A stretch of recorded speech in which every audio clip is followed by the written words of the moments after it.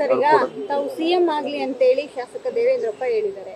ಅಂದ್ರೆ ದಲಿತ ಸಿಎಂ ಒಬ್ರು ಆಗಬೇಕು ಅನ್ನುವಂತಹದ್ದು ಬಹಳ ವರ್ಷದಿಂದ ಇದೆ. ಆಗ್ಲಿ ಅವರು ಅನ್ನುವಂತಹದ್ದು ಒಂದು ಅಭಿಪ್ರಾಯ ವ್ಯಕ್ತಪಡಿಸಿದ್ದಾರೆ. ಅದಕ್ಕೆ ನಾನೇನ್ ಮಾಡ್ಬೇಕು?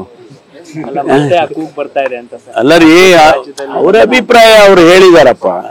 ಅದಕ್ಕೆ ನಾನೇನ್ ಮಾಡ್ಬೇಕು ಹೇಳಿ? ನವೆಂಬರ್ ಅಲ್ಲಿ ಅಥವಾ ಡಿಸೆಂಬರ್ ನೀವೇ ಹೇಳ್ಕೊಟ್ಬಿಡಿ ನಾನೇನ್ ಮಾಡ್ಬೇಕು ಅಂತ. ನವೆಂಬರ್ ಅಥವಾ ಡಿಸೆಂಬರ್ ಅಲ್ಲಿ ಸಿಎಂ ಚೇಂಜ್ ಆಗ್ಬೋದು ಅಂತಿತ್ತು. ಅಲ್ಲಿಗೆ ಪರಮೇಶ್ವರ್ ಅವರ ಹೆಸರು ಮುಂದೆ ಬರ್ತಾ ಇದೆಯಾ ಅಂತ ಸರ್? ಈಗ ಸದ್ಯಕ್ಕೆ ಅದನ್ನೆಲ್ಲ ಚರ್ಚೆ ಮಾಡದೇ ಇರೋದು ಬಹಳ ಉತ್ತಮ.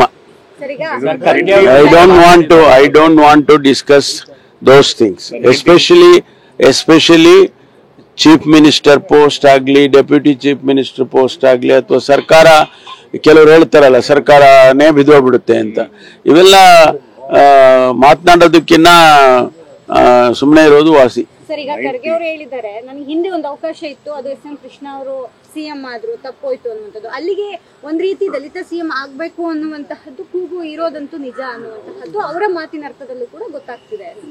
I don't want to comment on anything. Sir, 4 ದಿನಗಳ ಕಾಲ ಸಿಎಂ ಮತ್ತೆ ಶಾಸಕರೊಟ್ಟಿಗೆ ಸಭೆ ನಡೆಸಿದ್ದಾರೆ. ಎಲ್ಲೊಂದ್ ಕಡೆ ಸುರ್ಜೇವಾಲಾ ಬಂದು ಸಭೆ ನಡೆಸಿದ ಬಳಿಕ ಸಿಎಂ ಸಭೆ ನಡೆಸುವಂತಹದ್ದು ಚರ್ಚೆಗೆ ಕಾರಣ ಆಗಿದೆ. ಇಲ್ಲ, ಮುಖ್ಯಮಂತ್ರಿಗಳು ಪ್ರತಿಯೊಬ್ಬ ಶಾಸಕರಿಗಳಿಗೂ ಕೂಡ 50 ಕೋಟಿ ರೂಪಾಯಿ ಹಣ ಕೊಡ್ತೇನೆ ಅಂತ ಹೇಳಿದ್ರು, ಅನುದಾನ.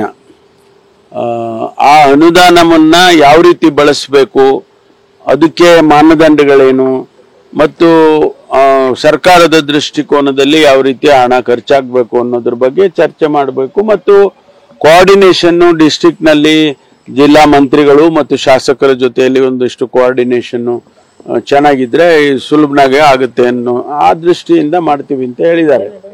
ಅದರಲ್ಲೇನು ತಪ್ಪು ಕಾಣಿಸ್ತಾ ಇಲ್ವಲ್ಲ. ನಾವ್ ಯಾವ್ದು ಡೈರೆಕ್ಷನ್ ಸರ್ಕಾರ ಕೊಡೋದಿಲ್ಲ ರೀ. ಅಲ್ಲಿ ಪೊಲೀಸ್ನವರು ಸ್ಥಳೀಯವಾಗಿ ಅವರು ಅಂತದ್ ಬಂದಾಗ ಕ್ರಮ ತಗೊಳ್ತಾರೆ. ಸರ್ಕಾರದ ಆದೇಶ ಯಾವ್ದಕ್ಕೆ ಆಗ್ಬೇಕು ಆಗ್ಬಾರ್ದು ಅನ್ನೋದು ತಮ್ಗೆ ಗೊತ್ತಿದೆ ಅನ್ಕೊಳ್ತೀನಿ. ನಾವು ಎಲ್ಲವನ್ನು ಸರ್ಕಾರದ ಆದೇಶ ಇರೋದಿಲ್ಲ. ಸರ್ಕಾರದ ಆದೇಶದ ಅವ್ರಿಗೆ ಯಾಕೆ, ಅವರು ಆ ಸ್ಟೇಷನ್ ಲಿಮಿಟ್ಸ್ ಅಲ್ಲಿ ಏನಾಗುತ್ತೆ ಅದರ ಆ ಕೆಲಸ ಮಾಡೋದಕ್ಕೆ ಅವ್ರು ಇರೋದು, ಮಾಡ್ತಾರ ಅವರು.